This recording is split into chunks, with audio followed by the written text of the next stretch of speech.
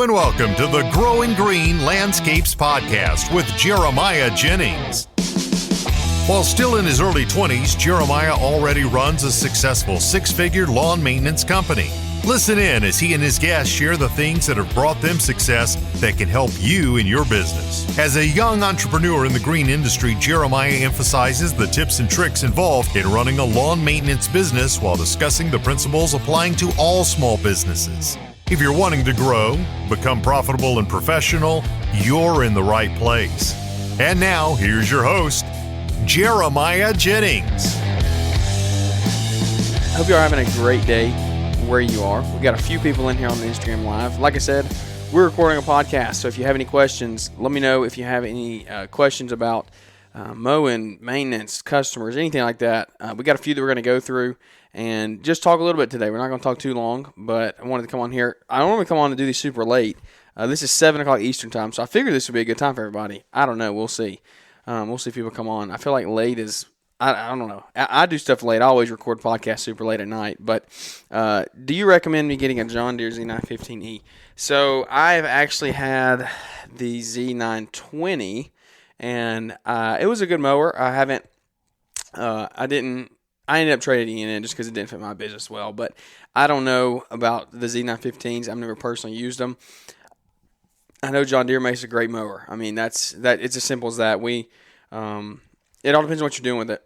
Are you mowing neighborhood yards? Are you out there cutting big fields? All depends on the deck size and the thickness of the grass, everything like that. So I couldn't give you like a yes, go get it, or no, don't get it. But you know how it is. It's just everything. It's like we say, everything is. Everybody goes to their own thing in their own business. Like it's not, there's not very many things that are applicable totally across the board. So I would say do the research on it. The mower is probably a good mower, but is it going to fit what you're needing it to do? If it's cutting super tall grass with it, I doubt it. But I'd probably jump up to like a Z930 or something like that. But Z915 is a pretty good option. Rain last night, so late start. That's awesome, Roy. We got rained out over. Let me see. Last weekend we got rained out. Last week we got rained out end of the week. So we're playing catch up, but luckily where we are, we just get scattered storms every single day essentially.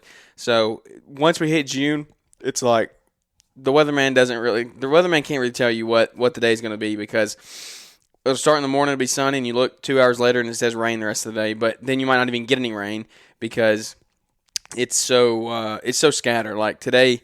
On my story, I don't know if you watched it, but we were mowing our big HOA, and at that HOA, we literally were weed eating part of the field that backs up to the lake that's on the property. And the lake, you could see the water droplets, and it was raining over the lake, but it wasn't raining over us.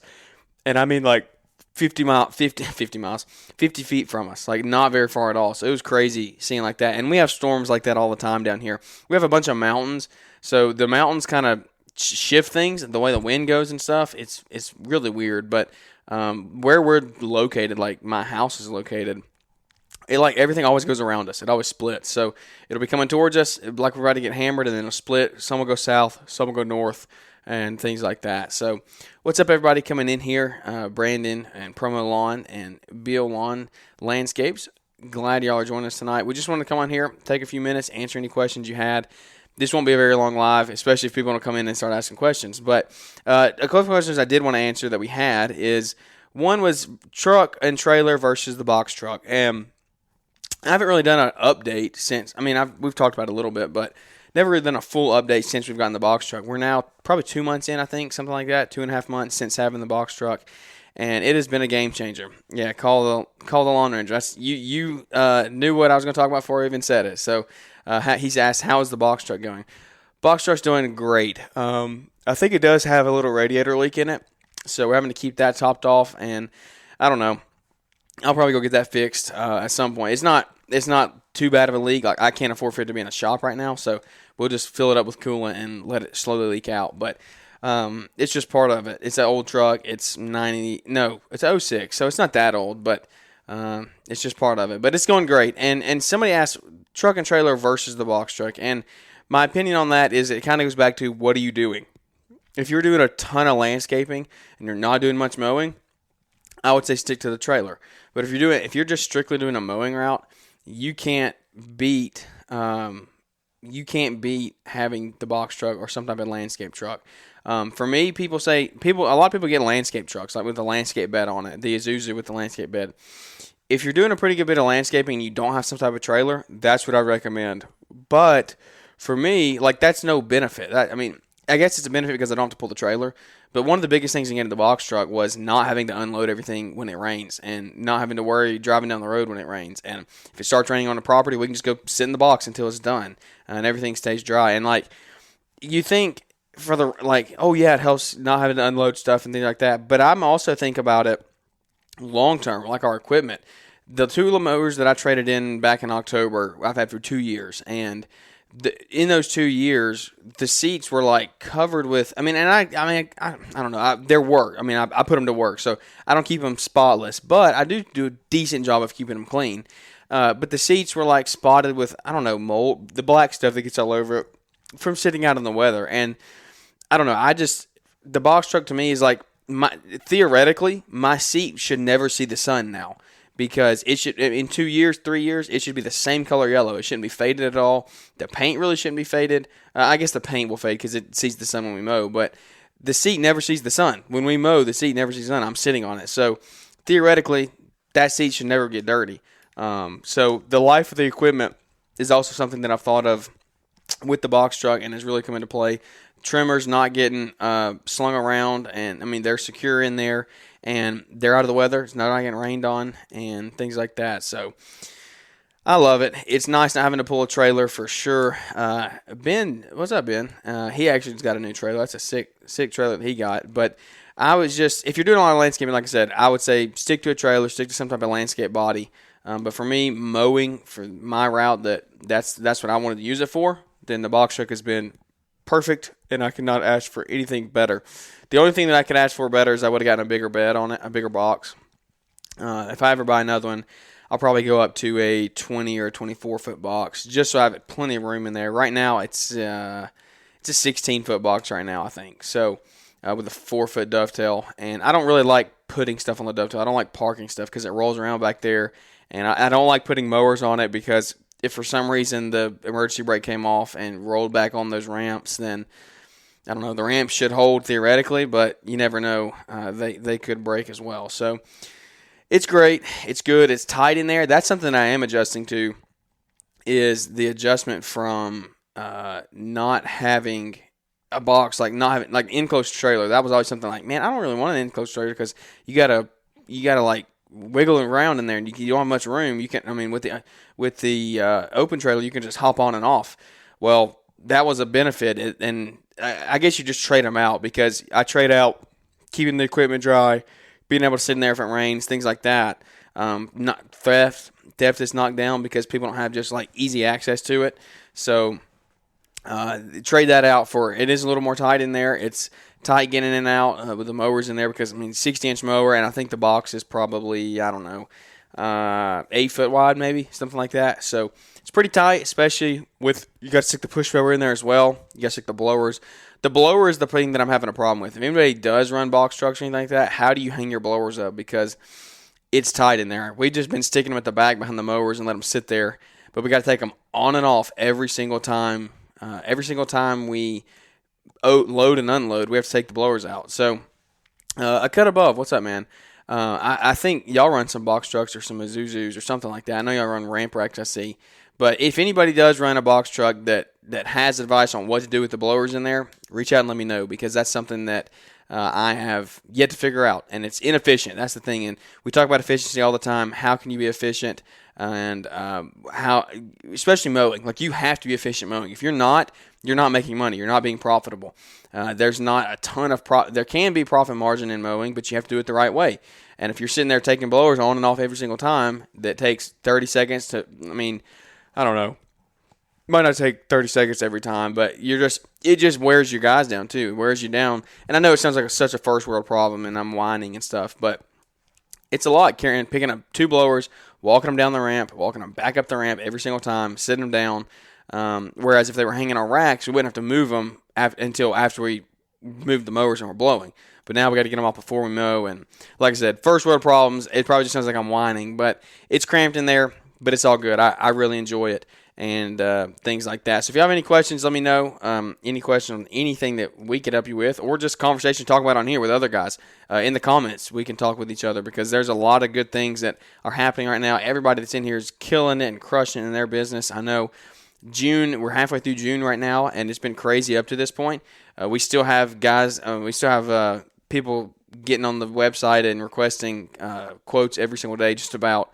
So it's good, but the thing with it is I always try to keep 2 or 3. That's somebody was asking me that the other day. How do you schedule and how do you keep up with your landscape jobs? I always try to keep 2 or 3 in the back burner.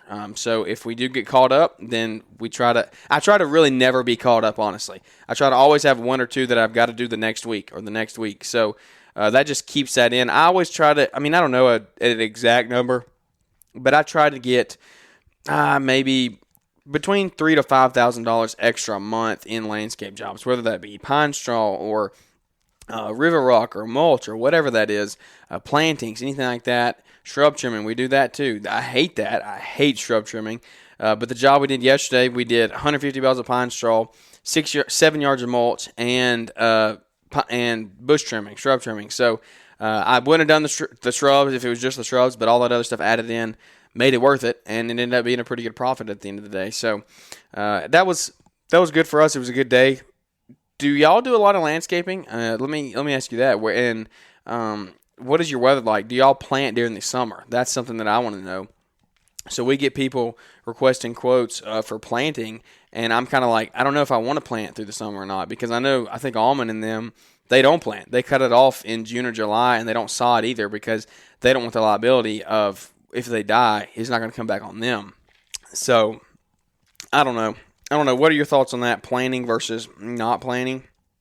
Mine have been so far up to this point that I have planted through the summer. I just tell the customer up front I'm not liable if it does happen, and that very much could be kid contractor because I don't make them sign anything like that. So that could come back to bite me in the long run. But I'm leaning more towards, if people reach out right now and ask for planting or sodding, I'm going to very strongly urge them to wait until end of August, into September, when it does start cooling down and things like that. Gas prices keep going up. Are you going up on your clients even though you already did? That's a tough subject. Residential or commercial. I heard Brian talking about this the other day, I think, and I have not gone up mid-season. No, I have not. Because I will say when they went up, when we raised our rates at the beginning of the year, gas prices were already on the rise. So we kind of already raised them to when we did raise them, they were at like the $4 marks. They're high now. We're in Alabama. Our gas is always cheap down here. We have the pipeline running straight through. Like it's always some of the cheapest in the country. Florida is about the only place that has it cheaper than us. But we normally sit. The last 4 years we've sat at $2, right about $2.50, and we're at $4.60 right now. So it's very high. I know all of you guys, like Luke and Liberty right here. He's in here. I know. He's at $6 or something like that is what y'all are paying for, close to $6 for just 87, just regular. And it's hard, man. If you don't raise your prices in the beginning of the year, you're not gonna make money this season. You could, but it's gonna be very tough. You're not gonna make what you could make. So, like I said, the question $6.35 for 87 is what Luke said. That's insane. And the tough thing is, we're all mowing the same grass, so it's hard to keep, like, Luke isn't going to make as much money because he can't cut the same yard that we cut for 60. He can't cut it for 80 to cover his cost. So it's crazy what it's doing. It's ridiculous. We don't want to get into all that about the pipeline and generating our own oil here in America and things like that. We could go on a deep rabbit trail, but anyway, to answer your question, we do not raise our prices mid-season. We raise them at the beginning of the year the way we needed to. We'll eat the increase. We don't put fuel surcharges or anything like that. We just stick through it, and we'll come through it. We'll be all right. But it goes back to what I was saying earlier about efficiency is you have to have really good efficiencies in lawn care. And if you don't, you're just gonna eat into your profits. So those little 30-second to minute things that you have going on in your day that you do over and over and over again, they add up. So you got to get those things worked out. Do you run the mulch on demand on your deers? No, I do not. My first John Deere ever that I purchased, had the mulch on demand. And when I bought it, I was like, man, this is the best thing ever. This is the greatest invention there is. And then when I sold it 2 years later, I said, that's the worst invention they've ever made. Because the thing is it's just terrible. It's just a terrible invention, honestly. There's way too many moving parts on it. The mulch on demand is just it's way too many moving parts. It does the same thing that the advanced chute does, or any other chute blocker, grass flat, power chute, any of those. It all does the same thing. The mulch on demand does not mulch. It still leaves a streak of grass down through there. So I would not pay mulch. I would not pay extra for the mulch on demand. The problem with mine is it broke. Like at the end, it broke because there's so many moving parts on the deck. That handle, it's like levers, and it opens and closes those baffles under the deck every single time. Those baffles begin to break when you hit stuff. The arms, the joints, if you don't grease them, they don't move the right way. It's just a continuous thing of maintenance, and it's just a mess. So no, if anybody's watching this thinking about getting mulch on demand on your John Deere, do not get it. Just get an aftermarket advanced chute or something from Ballard or anywhere else. So. You run straight mulch kits. How does the Deere do mulching? That's interesting. I know I've never personally used them. I've never put a mulch kit on my Deere. Like I said, I just use the advanced chute, and we had the mulch on demand. Hate that thing, but does the mulch? We actually saw somebody mulching today, and Exmark does a lot of people put mulch kits. That's what I can't get to think of the word. A lot of people put mulch kits on Exmark, and seems to do pretty good. But the thing with that is, like, this guy that was doing it this morning and I don't know. I guess it looked all right, but he had to go over the lawn like 4 times to finally get everything gone because there's no way to get it out. And it was wet grass in the morning. You just can't mow the same amount of grass. Like for me with my business, the things that we do, like our HOA that we cut, it's a bunch of field, and it's not turf. It's not nice turf. It's just old grass, field grass. There's no way I can run a mulch kit out there. It would not run. Weekly, it does mulch. Yeah, I could see that. How bi-weekly. So that makes sense. If you're doing all weekly lawns, then I can see the mulch kit working a little bit better. Am I considering using the Tesla trucks with gas prices soaring? That would be nice. I haven't done really any full research into the Tesla trucks, honestly. I don't know where that's going to go. I would love a Tesla car, though. I would love a Tesla just to drive around town. But I don't know. I'm very uneducated when it comes to the truck. I don't even know about the horsepower. I've heard it has more horsepower than some of the diesels do now. Like I said, I know nothing about it. I'm ignorant when it comes to that subject, so I'm not going to try to talk about that at all. But anyway, Tesla is a really cool company. Love Elon. They're doing great. Would love to have a Tesla car one day, but I don't know about the truck. So what's up, everybody? Y'all, there's a few more y'all coming in here, and thank y'all for tuning in tonight. We're recording a podcast right now, if you don't know. And so if you have any questions you want to answer live here on the show, then leave them down below in the comments, and we'll talk about them a little bit. But that podcast money, we don't make any money. Podcasting is not your get-rich scheme.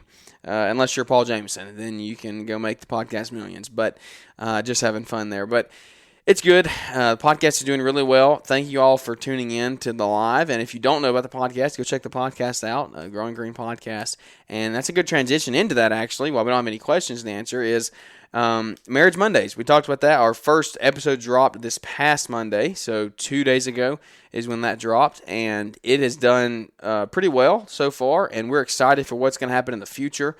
With Marriage Mondays, the thing we want to do with that is we want to take that and talk about marriage and business with your wife or your spouse or your girlfriend or whatever.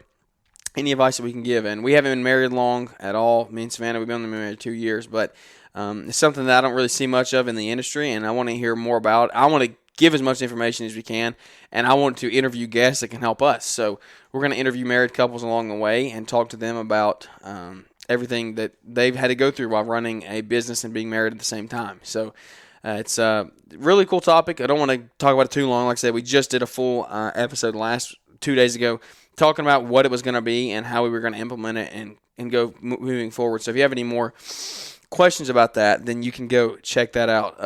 Podcast episode 2 episodes ago. But coming up on a year on the podcast, that's really crazy. 2 weeks, I think. 2 weeks away is when we'll be at a year.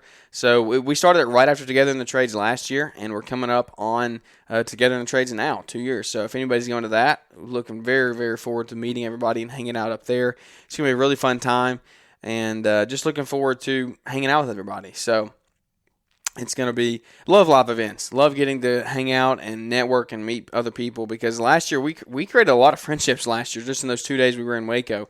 A lot of those guys that still talk to multiple times a week, we hang out. So what's your favorite season in the business year?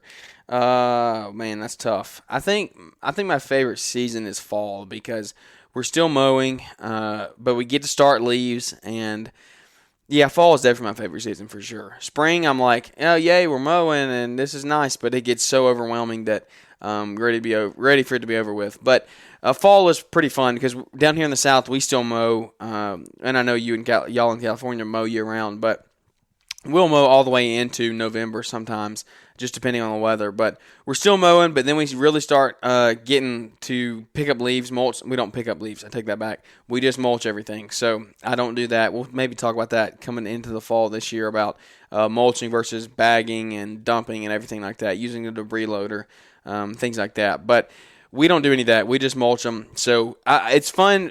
You were so tired of mowing by that point in the year. I don't know if y'all are like that, but I'm so tired of mowing by October that I'm like, please give me the leaves. Please give me the leaves. And so it's fun doing that up until Thanksgiving. And then by the time Thanksgiving's here, you're like, all right, get rid of the leaves. Get rid of the leaves. By that point, I'm just ready to take the time off. And all you guys up north would be ready for snow, obviously. But down here in the South, we take some time off in the winter. We do some stuff to stay busy. Southeastern, if you're still in here, buddy, what do y'all do in the winter? You're down here by me in my market. I get that question all the time. What do you do in the winter to stay busy? Because if you don't do snow, if you don't live somewhere where you can do snow, it can be kind of tough. And if you don't live somewhere like California, where you can mow year round, the climate stays warm, then you can be in trouble. But down here, we do try to keep pine straw going, try to keep mulch going, but we do take some time off. I do take that. And this year, Jack's gonna be born in September. That's our son's gonna be. My wife's pregnant right now. He'll be born in September, and so we are very, very excited for that. And then I plan to take some time off this winter, spend some time with him and with Savannah for sure. But you like running still handheld? I do like still, and honestly, I haven't ran many other things. I've ran Echo a few times, never professionally like in my business. I've tried other people's before. I think I've ran a Shindawa way back in the day, but I've never ran anything besides that. And the reason I run still is because of the power. That's the thing that I don't like. I tried using an Echo the other day, and I don't remember what model it was, but it was the model that was equivalent, to the 94R, the Stihl 94R. The 94R, I am in love with. I love that trimmer. Like I personally won't buy another one.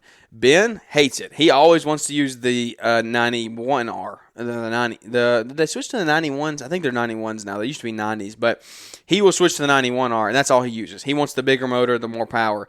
All I use is the 94R, no matter what I'm doing. So if we're cutting brush, I'll put the blade on the 91R. But I love the 94, and it has just enough power for what we needed to do. Even some thick stuff, it'll do fine. And the Echo just didn't impress me. It didn't have that much power behind it. The thing was still they do break. I mean, they tend to break after 12, 16, 18 months, something like that. And you can just rebuild the car, put new stuff on. If you do your maintenance, they'll be fine. But they do. The one Echo that I have that I do use is I use the PAS 2620, I think it is, the combi unit for my hedge trimmers, the pole trimmers. That thing is an absolute champ. I think we've changed the carburetor one time on that thing and never done anything else to it. It starts up second pull every time. You pull once with it on choke, and you take that choke off, and it fires right up every single time. So for that, love it. It is perfect for what we need it for. It does the job. And but that's the only piece of Echo I use. We use steel blowers. We use BR800s. I did.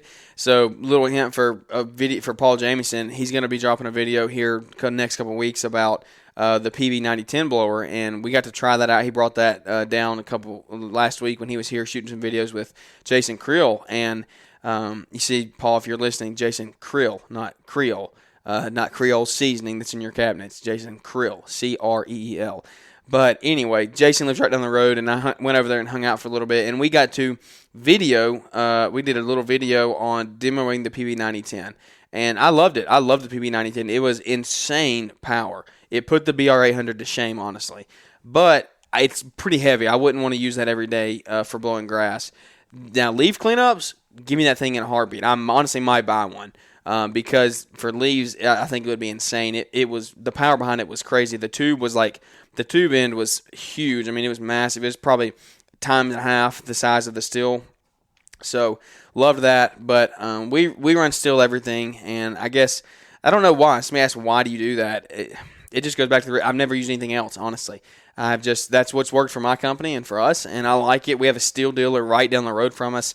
Our Echo dealer is about 30 minutes away, so that does play a factor in. Is I can take that, I can go buy new steel anytime I want, 10 minutes down the road, and if I have to have it worked on, it's 10 minutes down the road. They do a great job helping us out. Argo Power Equipment does really, really awesome. So that is why we use steel. Shindawa and Shindawa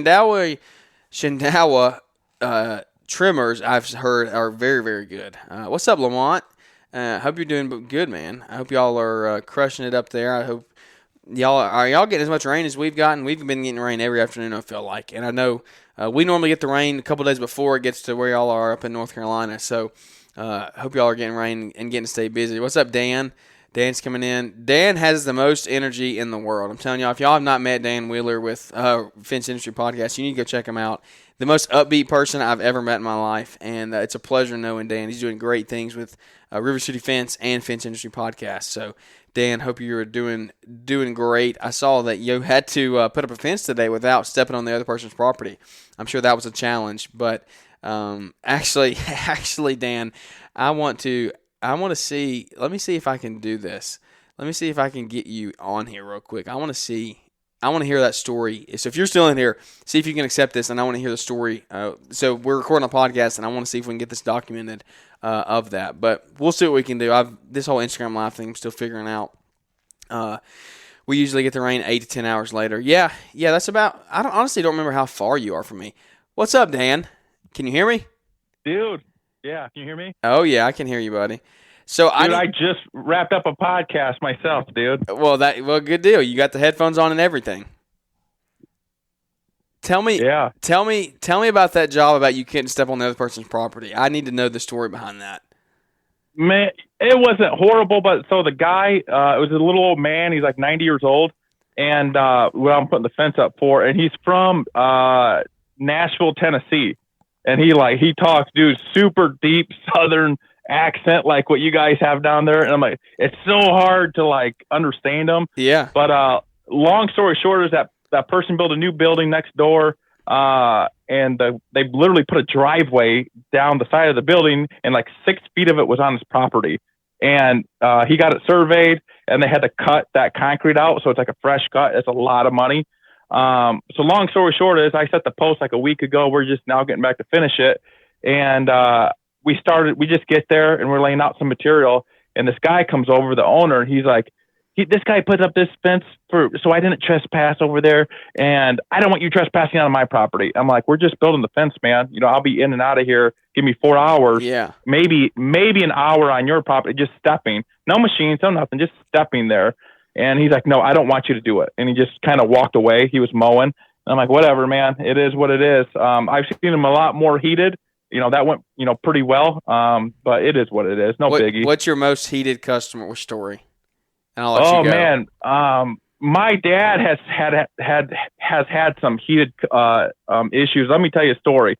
Way back in the day, probably the very early 90s, he did a golf course. And on this golf course, and it was kind of a ways away, but they loved my dad's work, so he traveled to do it for him. It was in the winter, or like fall. So there's a pond on the edge of the golf course butting up to these houses. And technically that property line went through the pond. Mm-hmm. And they were like, the golf course wasn't budging. The homeowners weren't budging. The fence was going to go down the middle of this small pond. So they waited till winter. It froze. They dug holes through the ice, and then they drove posts super deep through it. Mm-hmm. But in between that time, this little old lady literally brought out a shotgun, dude, and was like, "Get off my yes, yes, no joke." Way. And yeah, but you know, if it ever gets like that, I had a sketchy. You know, we have sketchy things happen. Like I had a sketchy dude on drugs last year. You know, it is what it is. I had to call the cops a couple times, but typically neighbor disputes more times than not, Jeremiah, the neighbor will like give you death stares and kind of like look through the window, but they'll never say nothing. They'll never come out. Yeah. And if it's a bad one, yeah, exactly. If I saw you, I would say I'm not messing with him. Yeah. Well, between me and my guys, I call my guys the narcos. They're just itty bitty guys, but yeah, but you know, to be professional, my dad will always approach that customer before the job, like, "Hey, this is what we're going to do. I have nothing against you. I don't want to be a part of it. We just want to put this fence in and be in and out." And 99% of the time, it goes over without a hitch. You know, it is what it is. I've never really thought about that. I feel like that is true. A lot of times people put up fences so they don't, like, because they're mad at their neighbors. Like, they're pissed that one of them, they don't want to see each other. So that is funny. I never even thought about that. You got to get stuck in the middle, man, there. Yeah, and that's what it is. Like, sometimes you'll have the neighbor come over, talk about the customer come out, "What do you say about me? You know, you have no idea about this." And I'm like, I don't want to be a part of this. Yeah. I just want to get in and I want to get out. And that's our main goal and objective, just to get in and out and, be done with it. Yeah. I hear you, man. Well, where can we find you? You took some time to be on here. Where can we find you at on the podcast? The Fence Industry Podcast, all platforms, man. Mr. Producer has taken care of me. So yeah, just search us, Google us, even, it'll pull up. I have a website now, Jeremiah. Okay. Sweet website. So yeah, the fenceindustrypodcast.com. Then you can kind of click on there and go through episodes and stuff like that. We'll get you to it. That's awesome, man. Well, Dan, appreciate you coming on here, buddy, and telling us good stories. Perfect timing. That's right, man. Yeah. Have a good night. You too. Yes, sir. See you, buddy. Bye. So that's awesome having Dan on here to tell a few stories and lighten up the show here as we wrap it up. That's crazy. I've never thought about that. Fence people kind of get put in the middleman there, and so we get that sometimes. If you blow clippings on the other person's property, people get mad, or if the previous company has cut over onto the other person's property, they come out and chew us out. We had that story before. We talked about that way back in the show probably, but one time we had a customer that we were doing it for the first time, and apparently the person before that, that did it before us, was blowing clippings on their property, on the neighbors. And so the first time we did it, we blew like a little bit over there, not much at all. And we blew a little bit over there, and they came out, and she was cussing us out. She was letting us have it because she thought we were the same company. And so that did not go well. But anyway, it's just part of it. You got to learn. Let's see. Love having these guests joining here. Thank y'all for joining in, and thank you to all of you that have joined and said you enjoy the show and the podcast. That's awesome. Awesome that we get to help you. That's what we want to do. Is we want to help the best way we can. And Josh, if you're still in here, Sutton, you still got to hook me up and do a podcast. What's up, Paul? What's up? Are we on the Growing Green podcast? Absolutely. You are live on the podcast. What's up, everybody? Can they hear me? Yeah, they can hear you. Look, I have excellence in broadcasting. This is going straight into the pod track, man. This is the EIB platform right here. Fact of the matter was, you were teaching me how to podcast when I came to Alabama. I'm glad you admitted it because I didn't think you ever would. But if y'all really ever want to know who the real podcaster is, reach out to me because I'm up there telling Paul with 150,000 downloads how to use a pod track machine. So gotta love it. And Paul, yes, I saw your comment. I did fix the bed. The bed is fixed. Yeah. So you should be good to go. If y'all didn't follow us on our Instagram stories, Paul stayed with us one night, and the guest bed upstairs, one of the screws didn't get put in all the way, and it was a mess. Paul almost fell on the floor. But what's up? You got to read the comments. What's up, Signature Landscape? What's up, Al Blades? Al Blades, can we bring him on here? He's got 46,000 views on this video he dropped today in 4 hours. 46,000. Yeah, my video has 27 views in 6 hours.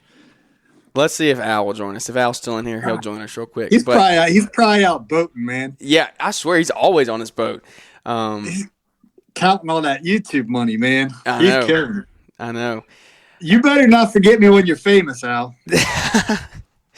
Did you invite him on here? Can we three-way it? Yeah, I invited him. I don't know. He might have already left. We'll see. A lot of people, when they hear me talking, they get on, they say hey for 5 minutes or 5 seconds, and then they leave. Al Blades declined, so he's probably out on his boat somewhere. Oh, man. He's out on his boat somewhere. You'll never know. Oh, he's probably fishing. Yeah, I know. What's up, John? John, I want to get you on for a podcast, so hit me back whenever you get a chance. But, Paul, are you excited for Together in the Trades? That's next time. Oh, we at least got a laugh out of you, Al. Yeah. We do this every day. Cut it up. I'm trying to get down there, man, with Jason Krill and hang out with Al, so we'll see.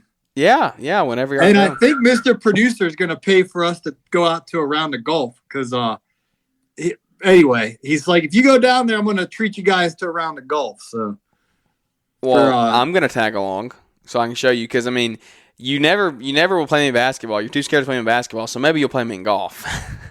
I beat you in pig twice. Okay, pig, it's not basketball, Paul. That is not lace them up and go play to 21. That is not the same thing. Yeah, that podcast money says that was Luke that said that with podcast money. Yeah. Oh, you met him in real life, didn't you? Yeah, we did. We went to San Francisco. We went and met up with him. And hey, Al Blades, you're getting awfully quiet over there, man. What are we gonna make this fishing golfing trip happen or what? Well, Al's still in here. He needs to accept the invite. That's what I want to know. I mean, I need him to accept it because he would really add some good. He's probably out on his yacht. Yeah, out on his yacht. One month he buys a little boat. Next month you're gonna see him on the yacht and. Hey, that's on the side of the boat. It's going to be named Every Day. That's what those podcast millions can do for you, buddy. Paul, did you hit the gym today? Oh yeah, legs day, baby. Legs day. How many? Hashtag glute day, Coach T. If she's watching. Al's putting the kid to bed. Mike, dang. Oh yeah. Do kids go to bed that early? When do kids go to bed? I need to get informed on parenthood, I guess. Putting the kid to bed, man. He's playing us. It's 7:43, man. That's sick. Yeah. Is he Eastern time where he's at? Yeah, he's on the Atlantic Ocean. Okay. I didn't know if he was Eastern or not. But you better not forgive me when you're famous, Al. I was following Al Blaze when he had 115 subscribers and he wore this raggedy wig and his nickname was the Grassmaster. And he's making these videos teaching you how to send out postcards and do marketing. How did he get Al Blades? Al Blades? Yeah. It's his nickname. But before Al Blades, it was Grassmaster. And he's putting the kids to bed at 8. You actually got to turn to the Green Street podcast. He tells the story, and then the Juggernaut encouraged him to make a different style content on YouTube. He posted it. And it blew up. Now he has over 600,000 subscribers. He'll be the first YouTuber to 1 million subscribers in our industry. What is Juggernaut at now? Juggernaut's maybe 500,000, but he has 2 channels. What's up, Phil? We got Phil in the house. He says he's still the Grassmaster. Man, you got some heavy hitters in your. You got Al Blades and Phil Lawn Care up in this piece. Well, you're the one bringing them, Paul. I mean, the Green Industry Podcast is the one that's bringing them in here. So, we got Al Blades. You better be recording this, man. He said send the invite. I got to go eat, but I got I got food sitting on the table right now. All right, just 2 minutes. 2 minutes. My wife said you get 2 minutes. So let's see. Savannah, she said that. No, she fixed us a good dinner. So what'd she cook for dinner? I just had salmon and broccoli, Coach T. We had we're having barbecue chicken and macaroni and cheese. So looking forward to it. I think I gained 10 pounds when I was in Alabama, man. I went to Five Guys Burgers and Fries and Munoz Mexican. Munoz.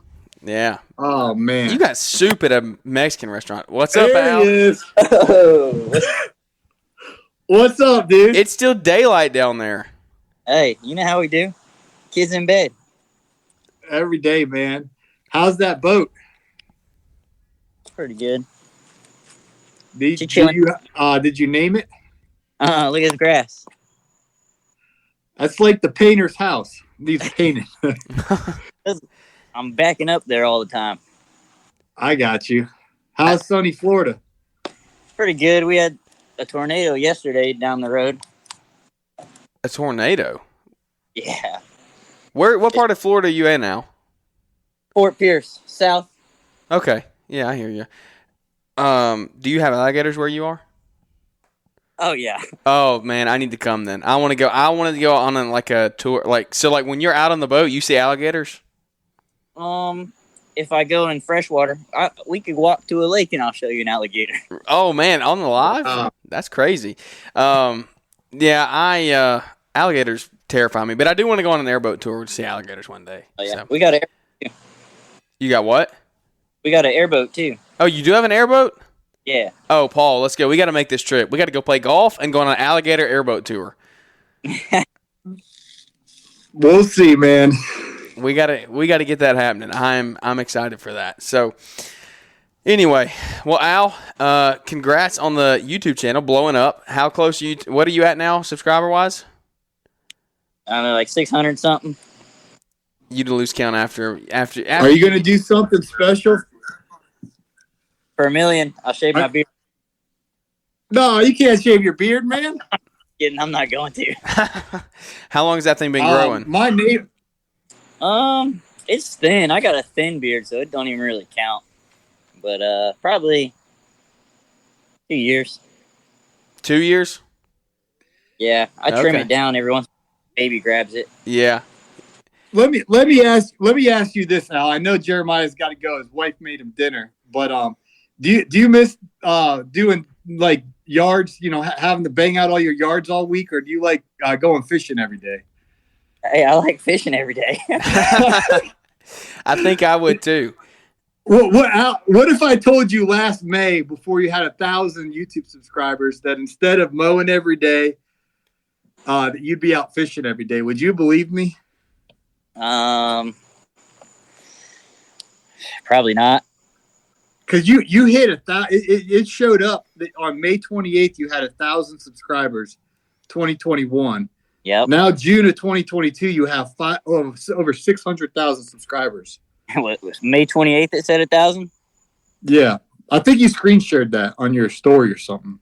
So like May 27th was probably like 200. Wow. So that's the. Yeah, it blew up. It blew up real fast. Well, that's awesome that you're helping people out and getting a lot of good content in at the same time. Paul, you're going to get there. Just keep on grinding. What's going to happen first? Al's going to get a gold play, or I'm going to get a silver play. What's your vote? My vote is Al's probably going to get a gold play.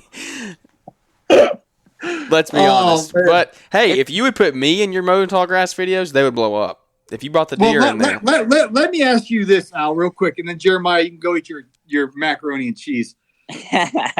How did you handle when you were posting your videos and they were getting 27 views? Like, yeah, because you didn't quit. You didn't quit. Like, it's still so deflating for me to post a video and it flops. How did you not quit before you blew up? You just got to have it. Just got to have it. That's a good answer, I guess. Hey, that's what it is. You just got to have it. How long did you do it before? I really do have to run here a minute. How long did you do the channel before it blew up? How long have you been doing it? My lawn channel? Yeah. Probably a year before it blew up, and it's been a year since it blew up, but I've been doing videos since I was like 12. Really? Not lawn related or anything. Yeah. Just fishing. Hunting. Wow. But it blew up. 365 days that's a long time to do it with no traction, I guess. But Paul, that's how you're devoted for a year, right? Yeah, I'm gonna keep cranking out. I just went with Jason Creole and we did 9 yards, and so I posted the first of those. Posted the first of those 9 videos, but I had a blast with Jason. Like I had a lot of fun. So Jason's a great dude. 9 yards, Paul. What's that? When's the last time you've done 9 yards? Oh, yeah, that's good, Al. Paul came to my house that night. He said, "I got to go to bed. I'm dying." He said, "I haven't worked this hard in a long time." We did 4 yards the first day, and when I got to Jeremiah, he's like, "We got a podcast, man." I was like, "No, I'm exhausted." He went to bed at like 8:00. It was still daylight outside. Oh man, that's good stuff. Alrighty, well, I'll let you go eat your macaroni and cheese. And barbecue chicken. Listen, Al, keep up the great work, man. And, I think we're all cheering for you to hit that 1,000,000 subs and be what an underdog story. We all thought it'd be like Stan Genetic or Alan Hain or Copper Creeks or something. They all were big giants in our industry. And you just came out of nowhere. And it looks like you're going to hit 1,000,000 unless Juggernaut's got something up his sleeve. He always has something up his sleeve. He busted that pressure washer back out, so we'll see. He got something up his sleeve. I got a couple things up my sleeve. It's gonna be the battle of the YouTubes. Oh yeah, I love it. Well, Al, thanks for joining I'll let in, you Paul. go eat your macaroni and cheese. Oh, wait a second. We got SB Moen up in this piece, Phil's Lawn Care, and Al Blades, all on Jeremiah Jennings' IG. What's up, You gotta SB love it. Moen? What's up, guys? What's up, SB? There's a lot of other people in here commenting stuff, so thanks for everybody joining in. Phil's Lawn Care, Spencer. Yeah. Anyway, this has been a really fun podcast, guys. Thanks, and live. Thanks for everybody coming in. Paul, thanks for coming in, and Al, to you as well, and thanks for Dan tuning in earlier. oh yeah. Yeah, let's get a rap song about fishing every day. That's what Al's got up his sleeve right there. He's going to start a new fishing song. Yeah, I need to. I hear y'all. Well, good deal, guys. Thanks, y'all, for tuning in. We're going to wrap this thing up. I got to go eat dinner. Hey, when am I podcast? What'd you say? When am I going to be on your podcast? Whenever you have time. Shoot me a DM, man. Let's get it set up. All right. All right, buddy. Y'all have a good night. There you go. Later, guys. See ya. All right, guys. See ya. Well, that was awesome, guys. That was a really fun time getting to hang out with everybody on the live, all the people that came and joined in. And it really kicked in there at the last 20, 25 minutes, 15, 20 minutes there. Fun time with Al and Dan and Paul coming in there. So hope you got some value out of that. That's really just an entertainment episode. So we love doing those time to time where we're not going hard-nosed numbers. We just do a little bit of entertainment here and there. And that's what we got to do today. So without any further ado, we're going to wrap this one up. Like I said, I got to go eat my macaroni and cheese and my barbecue chicken. Thanks to the beautiful wife, Savannah, for cooking that, and the new co-host of the Marriage Monday podcast. So without any further ado, we're going to wrap that one up. I've said that like 4 times. I'm terrible at ending shows. Leave us a rating and review if you do enjoy the show, and come follow us on the Instagram at Growing Green Landscapes, and we keep putting this content out regularly, and it really helps us boost us to the next people when you like and share and comment and all those fun things that go along with it. So without any further ado, we'll catch up with y'all here on the next episode. Thanks for tuning in to the Growing Green Landscapes podcast. We know you have many other podcast options to choose from, and don't take it for granted that you chose to spend some time with us today. You can connect with Jeremiah Jennings at Growing Green Landscapes on Instagram, or use the link in the show description. Don't forget to smash the follow button on the podcast and leave those 5-star ratings and reviews. We hope you crush it in your business and hope to catch you on our next episode.